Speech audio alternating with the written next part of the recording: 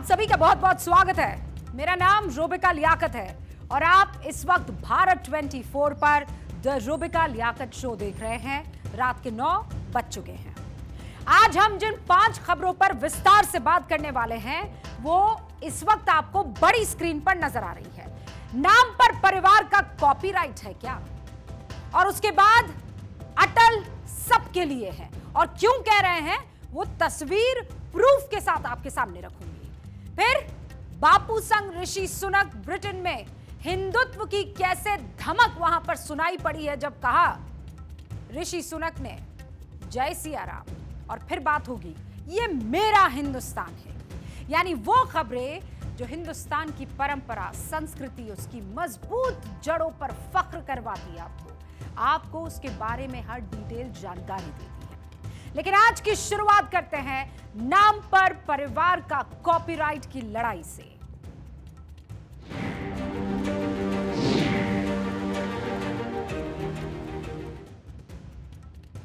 सबसे पहले ट्वीट। यह ट्वीट किया है कांग्रेस के महासचिव और पूर्व केंद्रीय मंत्री जयराम रमेश ने।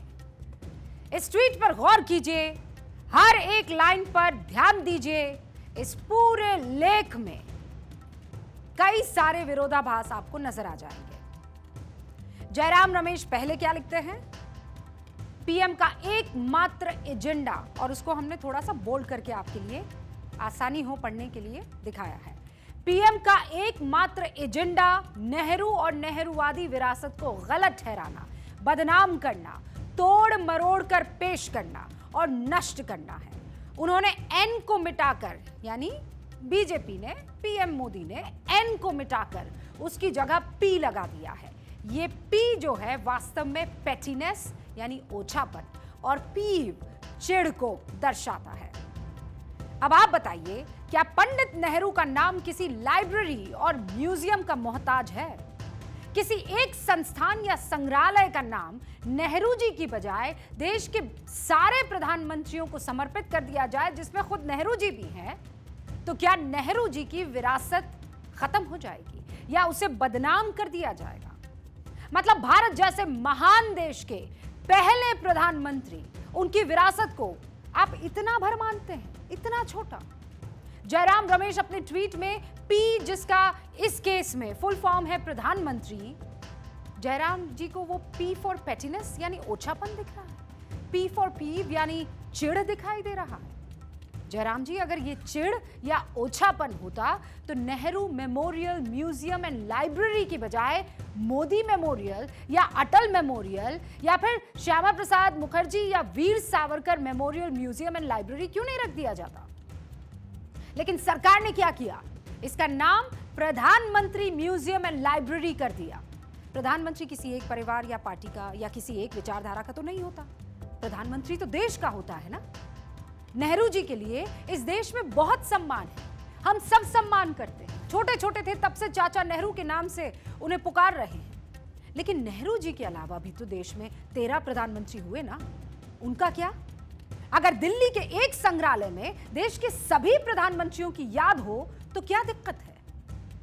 दरअसल जयराम जी, आपने एक म्यूजियम के नाम के बदलने पर जो कठोर शब्दों का इस्तेमाल किया है ना, ओछापन, छुटपन, उससे यह प्रतीत होता है कि आप देश के प्रधानमंत्री के लिए नहीं, केवल एक परिवार के लिए लड़ रहे हैं। जयराम रमेश अपने ट्वीट के आखिरी हिस्से में क्या लिख रहे हैं वो भी सुन लीजिए आप।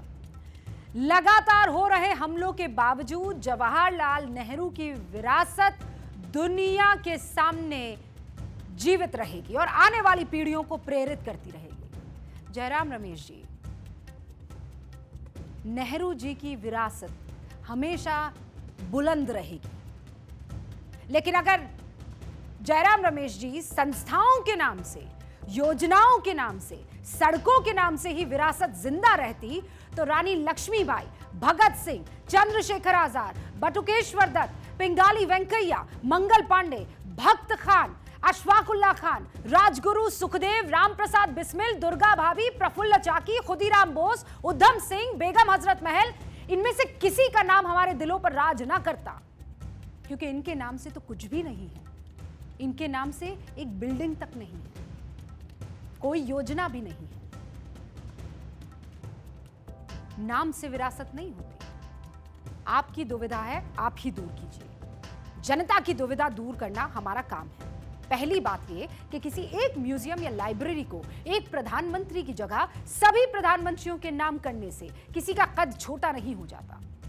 और दूसरा ये कि पहले प्रधानमंत्री पंडित जवाहरलाल नेहरू का कद किसी एक स्मारक या म्यूजियम का मोहताज नहीं।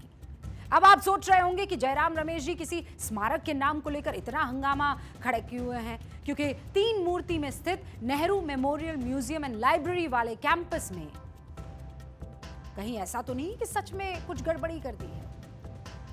लेकिन उस कैंपस में तो पहले से ही प्रधानमंत्री संग्रहालय बना दिया गया था। फिर पूरा विवाद क्या है, आप भी सोच रहे होंगे। मैं आपको बताती हूं। अब ये पूरा इलाका आप देखिए,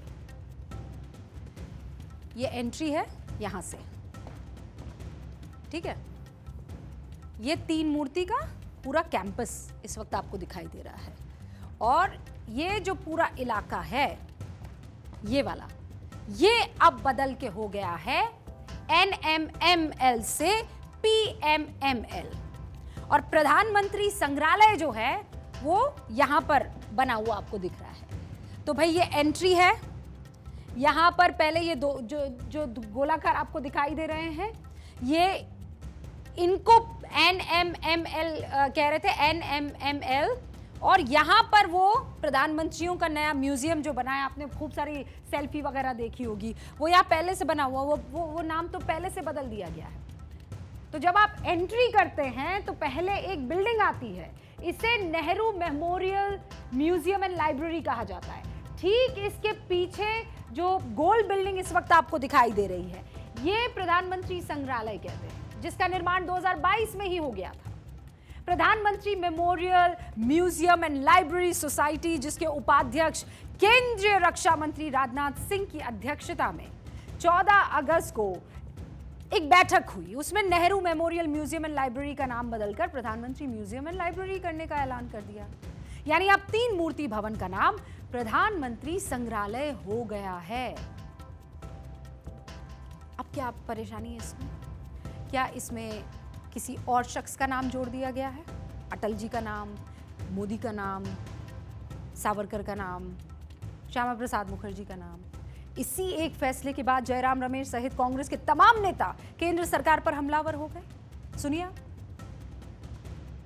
चाहे वो शास्त्री जी हो या इंदिरा जी हो या राजीव जी हो, शास्त्री जी और इंदिरा जी ने मिलकर हरित क्रांति लाए, श्वेत क्रांति आई, इस देश में टेलीकॉम और IT की क्रांति राजीव जी लाए। तो मैं बिल्कुल नहीं मानती हूं कि उन्होंने कोई कंट्रीब्यूशन नहीं किया, सबने किया, हर प्रधानमंत्री ने, चाहे कांग्रेस या गैर कांग्रेस। लेकिन एक ये जो वैमनस्यता और एक ये बदले की राजनीति से जिससे प्रेरित होकर प्रधानमंत्री जी काम करते हैं, जिस आजाद भारत के चुने हुए पहले प्रधानमंत्री को अपमानित करते हैं, अपशब्दों का प्रयोग करते हैं, वो मुझे लगता है कि राजनीति में एक गिरने की एक सीमा होनी चाहिए। वो उस सीमा को भी लांघ चुके हैं। जिस आदमी ने स्वतंत्रता संग्राम में एक युवा नेता को इतना योगदान दिया, आज उसी प्रधानमंत्री के रूप में जिसने इस देश को आज़ादी दिलाई, उस पंडित जवाहरलाल नेहरू का नाम बदलना एक कलंकपूर्ण अध्याय है नरेंद्र मोदी सरकार। कांग्रेस ने जिस मुद्दे को उठाया उस पर बीजेपी को पलटवार करना था। सियासत का यही दस्तूर है, कोई भी वार बगैर पलटवार के खत्म नहीं होता है। अब सुनिए आगे। कांग्रेस पार्टी और जयराम रमेश की सोच और नरेंद्र मोदी की सोच में एक बुनियादी अंतर है। वो एकमात्र सोचते हैं कि जो हैं वो नेहरू जी हैं, परिवार हैं। नरेंद्र मोदी बने तो उन्होंने भारत के सारे प्रधानमंत्रियों का वो नेहरू स्मृति भवन में आदर का स्थान दिया। मैं भी गया हूं। लाल बहादुर शास्त्री को क्यों नहीं स्थान मिला? न इंदिरा गांधी थे, न राजीव गांधी थे, न मोरारजी भाई थे, न चरण सिंह थे, न अटल बिहारी वाजपेयी थे, न I.K. गुजराल थे, न देवेगौड़ा थे। मोदी जी ने कहा जो भी भारत का प्रधानमंत्री है सबको स्थान मिलेगा। अभी तक मोदी जी ने स्वयं का अपना नहीं लगाया है। यह है मोदी जी की सोच। कांग्रेस के लिए नेहरू गांधी के बाहर कांग्रेस है ही नहीं। वो इतना परिवारवाद में धंस गए हैं कि उनको इसके आगे दिखता ही नहीं। नरसिम्हा राव, लाल बहादुर शास्त्री, गुलजारी लाल नंदा, उनके अलग अलग समय पे अलग अलग प्रधानमंत्री कांग्रेस करे हैं, परंतु उनकी चर्चा चिंता नहीं करेंगे। घूम फिर कर नेहरू और गांधी परिवार की करेंगे। और प्रधानमंत्री ने अच्छा काम किया है कि वहाँ पर सब प्रधानमंत्रियों की जानकारी है। अब वो प्रधानमंत्री संग्रहालय हो गया, यहाँ पर देश में जितने अब तक के प्रधानमंत्री हैं उनकी जीवनी है। इसका तो कांग्रेस को स्वागत करना चाहिए। उसमें कांग्रेस के भी प्रधानमंत्री हैं और ज़्यादातर तो कांग्रेस के ही प्रधानमंत्री। और जैसा हमने कहा था ना कि अगर मन में किसी की कोई दुविधा है तो वो साफ करे।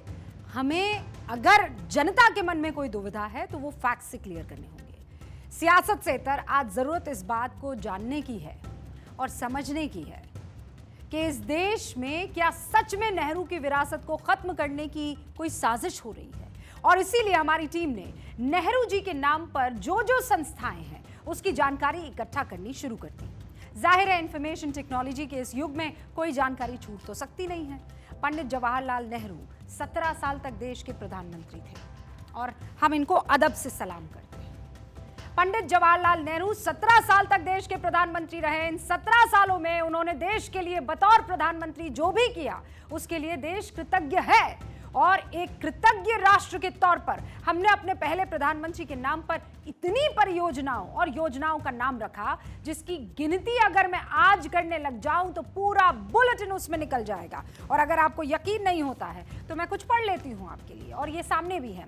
Jawaharlal Nehru university, Jawaharlal Nehru stadium, Jawaharlal Nehru port authority, Jawaharlal Nehru technological university, Jawaharlal Nehru post graduate medical education and research Puducherry, Jawahar बाल भवन, Jawaharlal Nehru museum, Jawaharlal Nehru national urban renewal mission. मतलब पूरा बुलेटिन खत्म हो जाएगा। इसीलिए आपको बस ये कुछ ही नाम गिन के मैंने सुनाए हैं, बाकी आप स्क्रीन पर पढ़ लीजिए।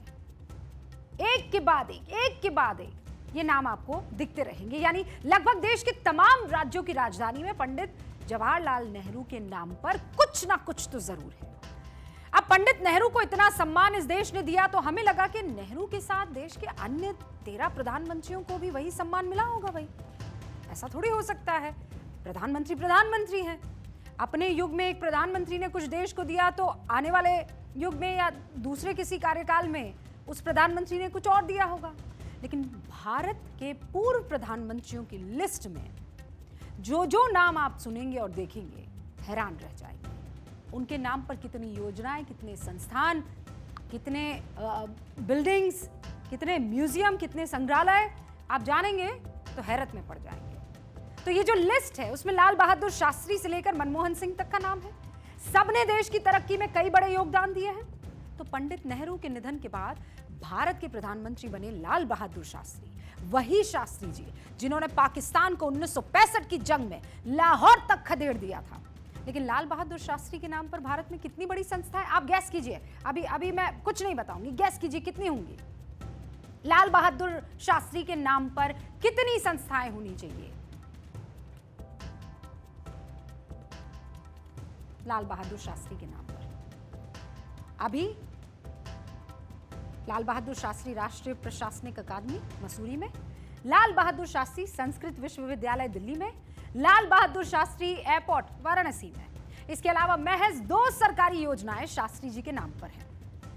अब बात करते हैं तीसरी प्रधानमंत्री इंदिरा गांधी के नाम की।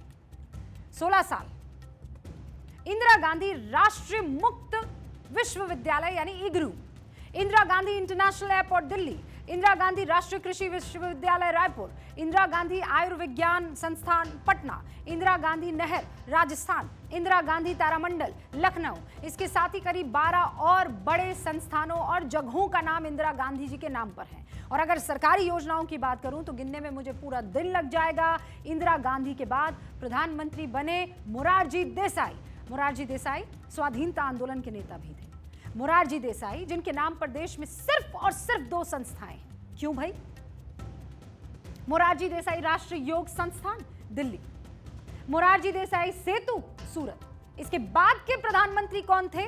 चौधरी चरण सिंह, महान किसान नेता। चौधरी चरण सिंह के नाम पर देश में क्या है? 2 चीजें, चौधरी चरण सिंह इंटरनेशनल एयरपोर्ट लखनऊ और चौधरी चरण सिंह विश्वविद्यालय मेरठ। और फिर आया साल 1984। देश के प्रधानमंत्री कौन बने? राजीव गांधी। आपको पता है राजीव गांधी के नाम पर देश में 5 साल राज करने के बाद या सरकार चलाने के बाद कितनी योजनाएं हो सकती हैं? राजीव गांधी अंतर्राष्ट्रीय एयरपोर्ट हैदराबाद, राजीव गांधी कैंसर संस्थान दिल्ली, राजीव गांधी क्रिकेट स्टेडियम हैदराबाद, और गिनती चली जाऊंगी। 119 योजनाएं और संस्थाएं। केंद्र सरकार की 25% योजनाएं, और ये कहीं और का पन्ना नहीं बता रही हूं मैं आपको। लोकसभा अनस्टार्ड क्वेश्चन था, यशवंत सिन्हा ने ये क्वेश्चन रेज किया था regarding the name of schemes after eminent personalities, और उसमें ये लिस्ट जो मेरे पास है, उस लिस्ट में लगभग 58 नाम है, और उन 58 नामों में से जो ज्यादातर नाम है, लगभग 25% केंद्र सरकार की 25 जो योजनाएं हैं वो राजीव गांधी के नाम पर है। 25%, माफ कीजिएगा, ये 25% योजनाएं राजीव गांधी के नाम पर थी 2012 के आंकड़ों के मुताबिक। ये मैं आपको बता रही हूं, और ये कांग्रेस सरकार का ही आंकड़ा था। इसके बाद कौन आया? वीपी सिंह, चंद्रशेखर, ये दो अलग अलग।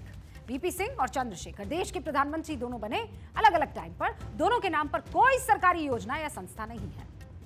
यानी गांधी और नेहरू परिवार के नाम पर देश भर की राज्य और केंद्र सरकार और इमारत, संस्थान, म्यूजियम, सबको अगर मिला दिया जाए तो करीब 600 सरकारी योजनाओं का नाम राजीव गांधी, इंदिरा गांधी और पंडित नेहरू के नाम पर है। ये तो सिर्फ सरकारी आंकड़े हैं।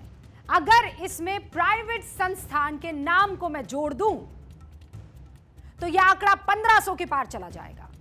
जबकि देश के बाकी 11 प्रधानमंत्रियों के नाम पर जो संस्थाएं हैं और सरकारी योजनाएं हैं, उनके आंकड़ों को अगर जोड़ूं तो देख लीजिए आंकड़ा 100 भी नहीं हो पाएगा। ये दोनों तरफ ये तुलना के लिए आपके सामने रखा है मैंने। बाकी सारे प्रधानमंत्री एक तरफ, इनके नाम पर कितनी योजनाएं हैं? 100 से भी कम योजनाएं हैं, संस्थाएं हैं। यहां पर ये 3 नाम आपके सामने रख रही हूं, इंदिरा गांधी, नेहरू जी, राजीव गांधी। इन तीनों के नाम पर 600 सरकारी योजनाएं और संस्थाएं। क्या यह देश के साथ अन्याय नहीं है? बताइए आप मुझे।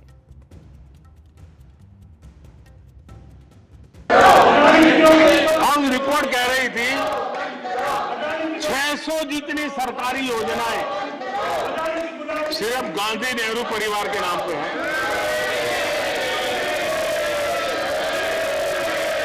आदरणीय सभापति जी, किसी कार्यक्रम में अगर नेहरू जी के नाम का उल्लेख नहीं हुआ तो कुछ लोगों के बाल खड़े हो जाते, उनका लहू एकदम गर्म हो जाता कि नेहरू जी का नाम क्यों नहीं दिया। प्रधानमंत्री नरेंद्र मोदी वही कह रहे हैं जो हमारे आंकड़े कह रहे हैं। और जिन 100 योजनाओं की हम बात कर रहे हैं, जिसमें गांधी और नेहरू परिवार से इतर बाकी सारे प्रधानमंत्री हैं देश के, उसमें पीवी नरसिम्हा राव भी हैं, अटल बिहारी वाजपेयी भी है, एचडी देवेगौड़ा भी है, आई.के. गुजराल भी है, मनमोहन सिंह जी का भी नाम शामिल है। अन्य नाम तो गैर कांग्रेसी प्रधानमंत्रियों के हैं, लेकिन 2 नाम का जिक्र मैं जरूर करना चाहूंगी। पहले पीवी नरसिम्हा राव और दूसरे मनमोहन सिंह जी। ये दोनों कांग्रेस के वो प्रधानमंत्री रहे हैं जिन्होंने 15 साल तक देश पर शासन किया। दोनों कांग्रेस के बड़े नेता रहे। मनमोहन सिंह कांग्रेस के लिए इस कदर समर्पित कि जब दिल्ली सेवा बिल पर राज्यसभा में वोटिंग हुई तो व्हील चेयर पर आए थे, ये जानते हुए कि सदन में डिजिट्स के लिहाज से वो बिल गिर जाएगा, माफ कीजिएगा, वो बिल पास हो जाएगा। इनका जो आंकड़ा है वो काम नहीं आएगा। इन तस्वीरों को आपने देखा होगा जो इस वक्त मैं आपको दिखा रही हूं। अल्लाह इन्हें खूब तंदुरुस्त रखे, लंबी उम्र से नवाजे। लेकिन क्या मनमोहन सिंह जी ने इस देश के लिए कुछ नहीं किया? हमारी पूरी टीम ने रिसर्च करने की जो वो हमारी परंपरा है उसको आगे बढ़ाया और पता करने की कोशिश की। कांग्रेस के लिए समर्पित इन 2 पुरोधाओं के नाम पर कुछ ना कुछ तो कांग्रेस की सरकार ने रखा होगा। कोई तो योजना होगी, कोई तो बिल्डिंग होगी।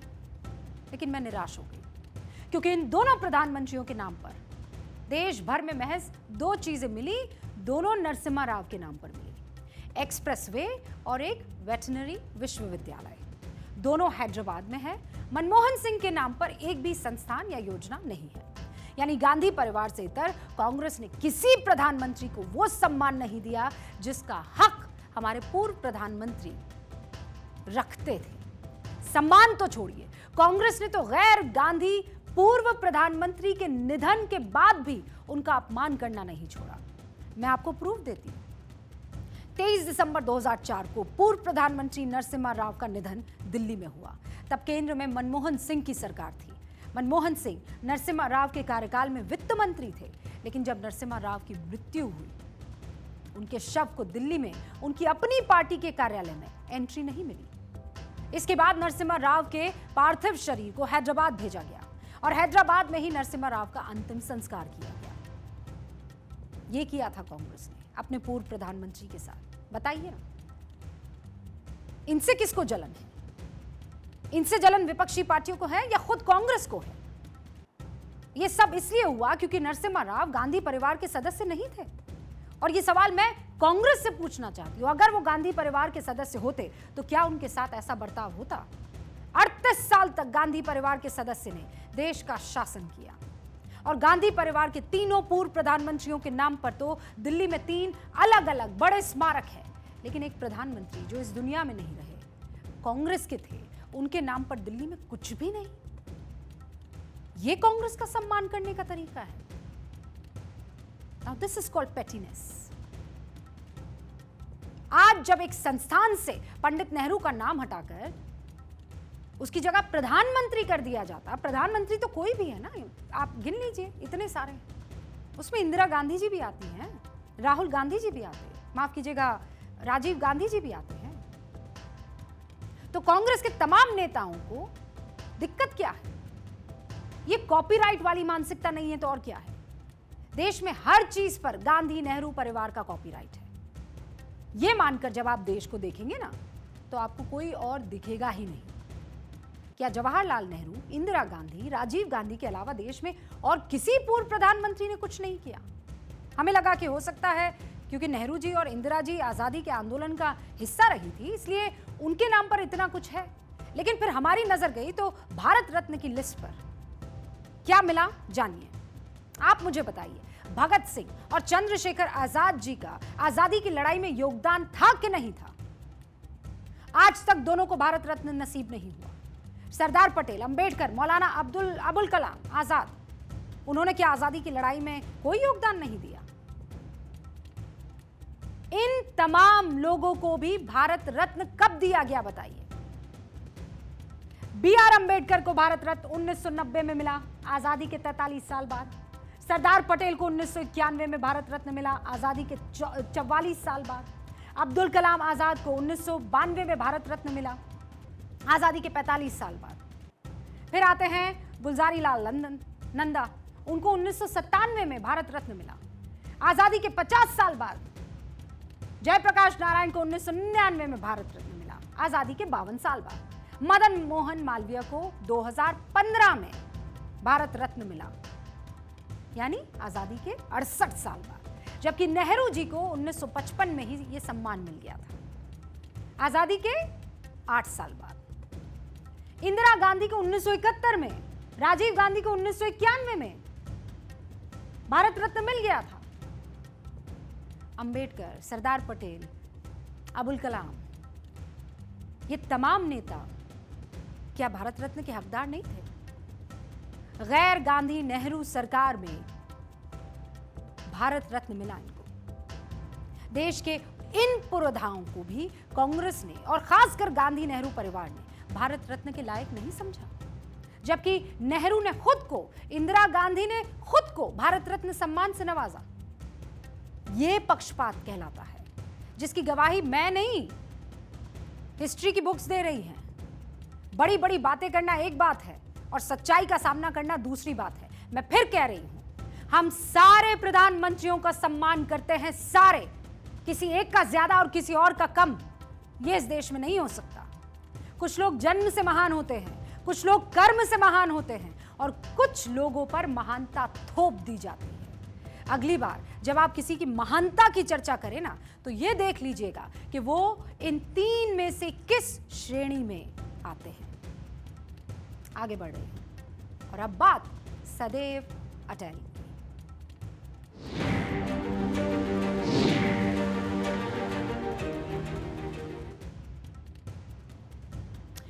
सदैव अटल सियासत में जारी खींचतान तो आपने देख ही ली होगी, जो अभी हम आपको बता रहे थे, हमारा नाम क्यों, इनका नाम क्यों नहीं, इनका नाम क्यों, हमारा नाम क्यों नहीं। लेकिन अब आपके सामने दो तस्वीरें रखते हैं। आप दो तस्वीरें देख रहे हैं इस वक्त, क्लियरली देखिए, सेम जगह है, कपड़ों के रंग भी सेम तरीके हैं, लेकिन अलग अलग नेता हैं। ये अलग मिजाज दिखाती तस्वीर है।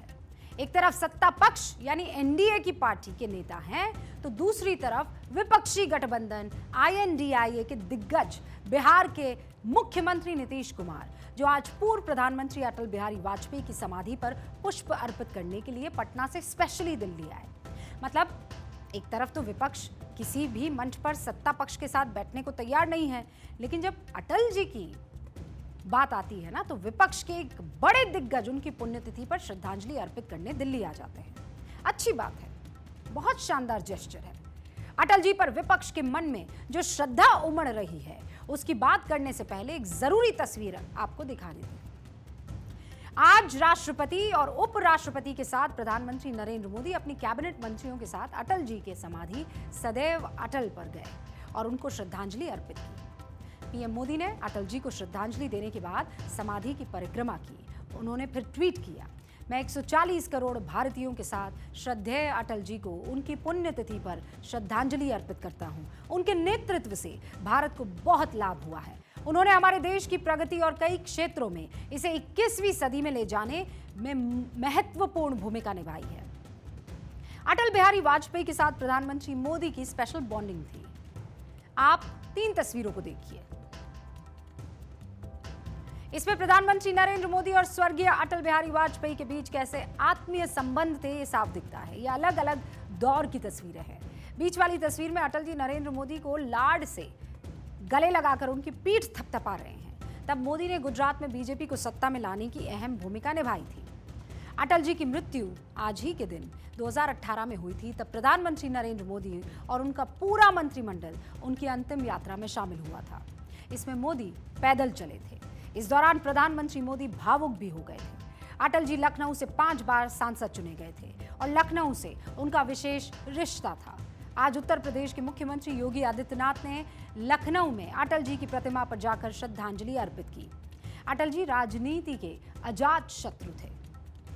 राजनीति में मतलब जिसका कोई दुश्मन ना हो, इसीलिए उन्होंने आजादी के बाद सबसे बड़े गठबंधन की सरकार को सफलता से चला दिया। आज भी गठबंधन का दौर चल रहा है। एनडीए और इंडिया गठबंधन के सहारे 2024 के चुनाव को साधा जा रहा है। भारत में राजनीति में पहली बार अटल बिहारी वाजपेयी ही गठबंधन की सरकार को कामयाबी से चला पाए थे और ये उन्होंने बता दिया था कि गठबंधन में सब दलों को साथ लेकर कैसे चला जाता है। आज भी जब विपक्षी पार्टियां पीएम मोदी पर निशाना साधती है ना, तो अटल जी को याद करती है। अटल जी जब भी बोलते थे तो उनके सियासी विरोधी भी बहुत ध्यान से सुना करते थे। देश के पहले प्रधानमंत्री जवाहरलाल नेहरू भी उनके भाषण देने की जो कला है उसको पसंद करते थे, उनके कायल थे। उनके सियासी विरोधी कहते थे कि वो आदमी सही है लेकिन पार्टी गलत है। उनकी पुण्यतिथि पर उनके ऐतिहासिक भाषणों के कुछ अंश आपको सुनाते हैं। मैं ये भविष्यवाणी करने का साहस करता हूं, अंधेरा छटेगा, सूरज निकलेगा, कमल खिलेगा। जब मैं राजनीति में आया मैंने कभी सोचा भी नहीं था कि मैं एमपी बनूं। अंतिम जय का वज्र बनाने नव दधीची हड्डियां गलाएं, आओ फिर से। सत्ता का खेल तो चलेगा, सरकारें आएंगी जाएंगी, पार्टियां बनेगी बिगड़ेंगी, मगर ये देश रहना चाहिए। इस देश का लोकतंत्र अमर रहना चाहिए। 13 महीने में हमने ऐसी रेखाएं खींची हैं जो काल के कपाल पर अमिट रहेंगी। एक नहीं दो नहीं करो 20 समझौते पर स्वतंत्र भारत का मस्तक नहीं झुकेगा। अगणित बलिदानों से अर्जित यह स्वतंत्रता, अश्रुस्वेद शोणित से सिंचित यह स्वतंत्रता, त्याग तेज तप बल से रक्षित यह स्वतंत्रता, दुखी मनुजता के हित अर्पित यह स्वतंत्रता। सत्ता के लिए नया गठबंधन करते हैं। अगर सत्ता हाथ में आती है तो मैं ऐसी सत्ता को चिमटे से भी छूना पसंद नहीं करता। लाल बहादुर शास्त्री जी ने कहा था, जय जवान जय किसान। मैंने अब इसमें एक नया आयाम जोड़ा है, जय विज्ञान।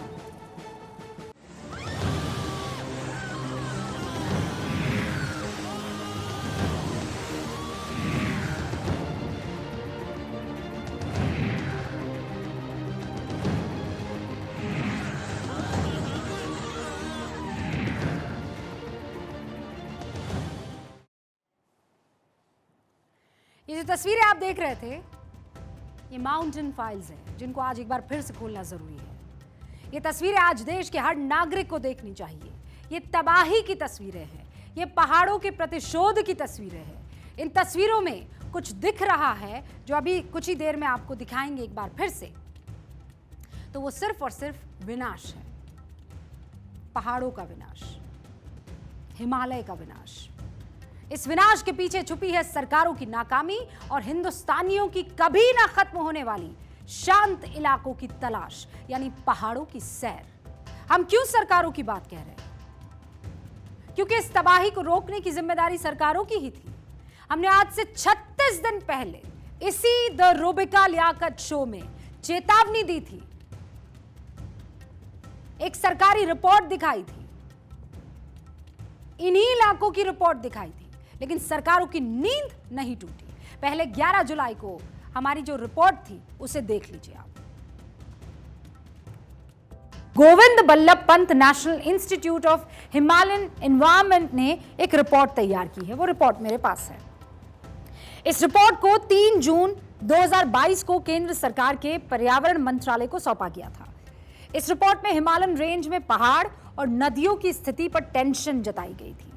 साफ साफ कह दिया गया है कि हिमालयन रेंज में पर्यटन के बढ़ते दबाव की वजह से प्रकृति, अर्थव्यवस्था और समाज के बीच संतुलन बिगड़ रहा है। जरूरत से ज्यादा पर्यटकों के दबाव की वजह से हिमालयन रेंज में शहरीकरण, प्राकृतिक संसाधन, ट्रैफिक, खान-पान, संस्कृति पूरी तरह से बदल गई है।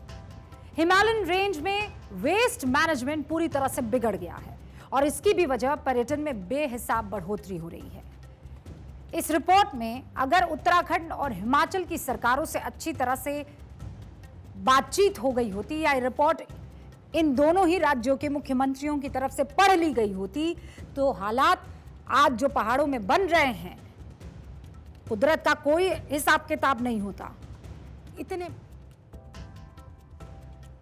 कितने दिन पुरानी है रिपोर्ट है बताइए। मुझे इस चैनल में आए वक्त कितना हुआ है बताइए। ये रिपोर्ट 2022 की है, लेकिन इस रिपोर्ट को पढ़ने की जहमत ना तो हिमाचल प्रदेश की सुक्खू सरकार ने उठाई और ना ही हिमाचल की जयराम ठाकुर सरकार ने। इस अनदेखी का ही नतीजा है कि आज हिमाचल प्रदेश इस तरीके की त्रासदी भुगत रहा है। तबाही इतनी भयंकर है, इतनी विनाशकारी है कि अंदाजा तक लगा पाना मुश्किल है। आप चीखें सुनेंगे ना तो आपकी रूह फाख्ता हो जाएगी। कुछ आंकड़े दिखाती हूँ आपको, हालात कितने खराब हो गए हैं खुद सोचिएगा। शिमला के शोधी में कालका शिमला ट्रेन ट्रैक बह गया। कसुमपट्टी, पंथा घाटी, इस सड़क पर लैंडस्लाइड हुआ। लैंडस्लाइड हुआ है, सिरमौर में 4 लोगों की मौत हुई है। शिमला में 3 दिन में 19 लोगों की जान चली गई है। मंडी के उस इलाके में 19, जबकि सोलन में 10 लोगों की मौत हो गई है। 3 नेशनल हाईवे पूरी तरह से तबाह हो गए, बंद है। 700 सड़कें लैंडस्लाइड और बारिश की वजह से तबाह हो गई है। आर्मी और एयरफोर्स लोगों को रेस्क्यू करने में जुटी हुई है और 800 के करीब लोगों को रेस्क्यू किया भी गया है। कांगड़ा में पोंग डैम से छोड़े गए पानी से कई इलाके डूब गए, जलमग्न है। बिलासपुर में भाखड़ा नांगल डैम के गेट 8 फीट खोल दिए गए हैं। भाखड़ा नांगल के पानी से पंजाब के रोपड़ में कई गांव डूब गए हैं। हमने ये सिर्फ चंद आंकड़े बताए हैं क्योंकि तबाही कितनी हुई है और कितनी हो रही है इसका आकलन अभी कर पाना तो नामुमकिन है। हिमाचल प्रदेश के कई जिलों में अभी भी बारिश हो रही है। 2 दिन बाद फिर बेहद भारी बारिश का अनुमान लगाया गया है, यानी बड़ा विनाश अभी बाकी है। हमारे इस शब्द को, बड़ा विनाश शब्द को कहने के पीछे तथ्य है। मैं डरा नहीं रही हूं, आंकड़ों के जरिए बात कर रही हूं। इस मॉनसून सीजन में हिमाचल में 283 लोगों की मौत हो चुकी है, 32 लोग लापता है, 290 घायल है, 1450 घर ढह गए हैं, करीब 8000 घरों को नुकसान पहुंचा है, 90 जगह जो है लैंडस्लाइड हुआ है, 1800 से ज्यादा बिजली सप्लाई ट्रांसफॉर्मर्स तबाह हो गए हैं, विकासनगर में बिजली के खंभे और तार टूट गए हैं, बिजली विभाग को 1505 करोड़ का नुकसान हुआ, 1505 करोड़। 59 जगहों पर पानी की सप्लाई लाइन को प्रभावित कर दिया है कुदरत ने। जल शक्ति विभाग को 1670 करोड़ का नुकसान हुआ है।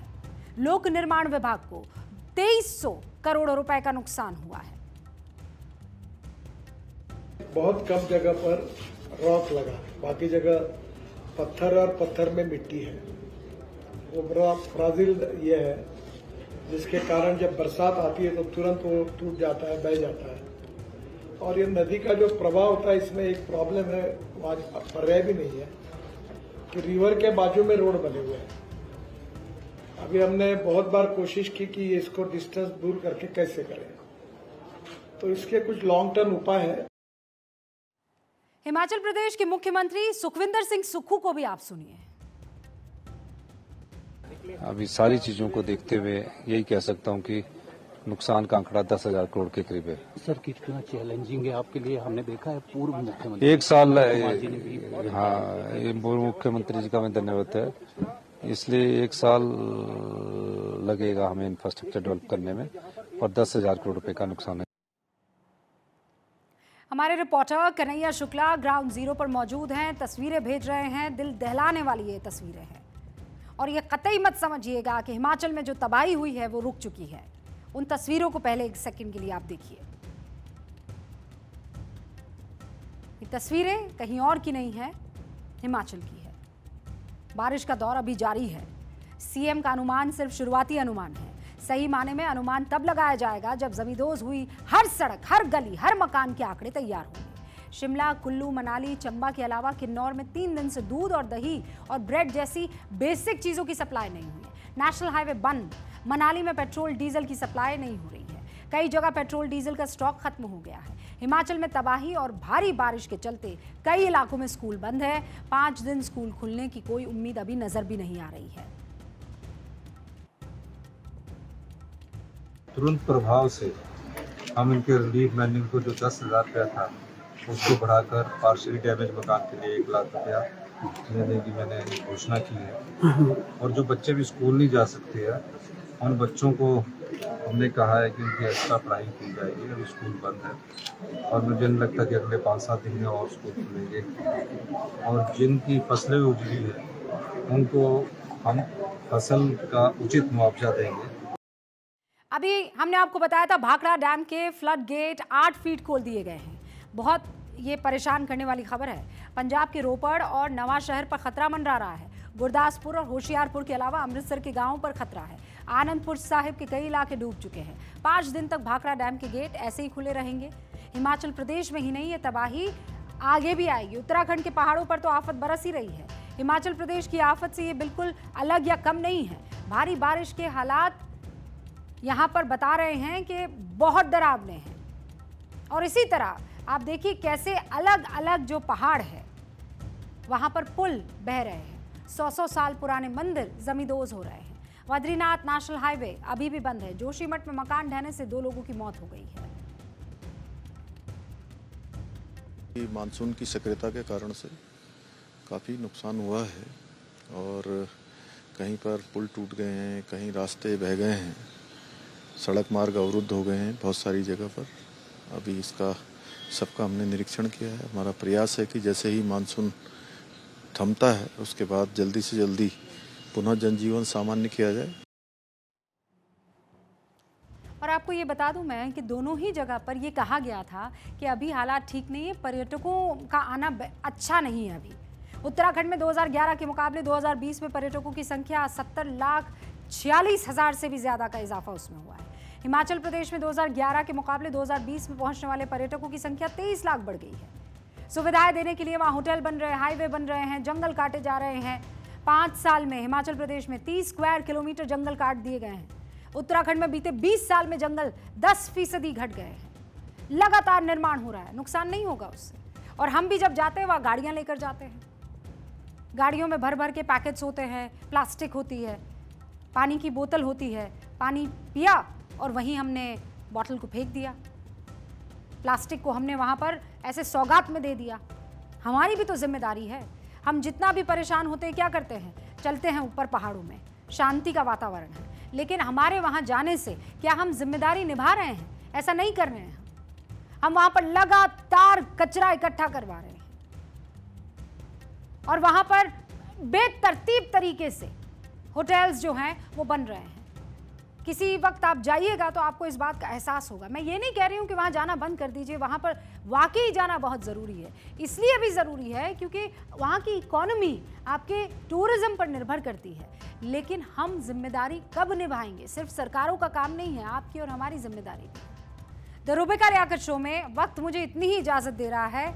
हमारा ख़ास जो सेगमेंट है, ये मेरा हिंदुस्तान है, वो मैं माफ़ी चाहती हूँ कि आप तक आज नहीं पहुँचा पाऊँगी, लेकिन कल ज़रूर आपके सामने हमारी परंपरा से जुड़ी कोई बहुत खूबसूरत सी स्टोरी लेकर आऊँगी। फिलहाल इजाज़त।